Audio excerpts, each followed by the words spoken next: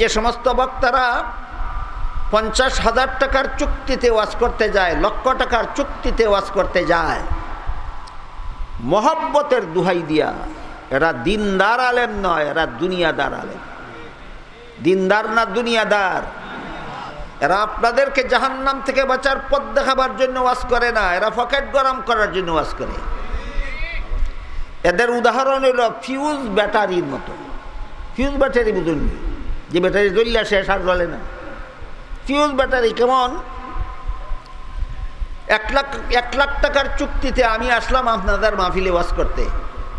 Committee এই লাখ টাকা জোগাড় করতে প্রত্যেক বাড়িতে বাড়িতে ঘোরাফেরা কইরা চান্দা করছে। এরপরে আমারে বসাইয়া কানে কানে কইল, হুজুর বেনমাজিদের বিরুদ্ধে কিছু বলবেন না, আপনারা 1 লাখ টাকা পুরা করবার লাগি বেনমাজির কাছ থেকেও চান্দা আনছি। সুদকুরের বিরুদ্ধে কিছু বলবেন না, সুদকুরেরও চান্দা আনছি, নাহলে আপনার 1 লাখ টাকা দিতে পারবো না।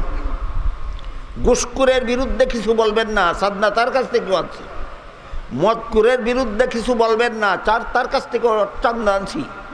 গাঞ্জাকুরের বিরুদ্ধে কিছু বলবেন না, তার কাছ থেকেও চান্দা আনছি। বেপর্দা মহিলার বিরুদ্ধে কিছু বলবেন না, চান্দা তারার কাছ থেকেও আনছি।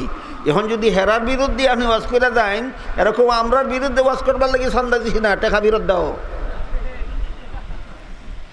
এখন না বেনামাজির বিরুদ্ধে কইতে পারে,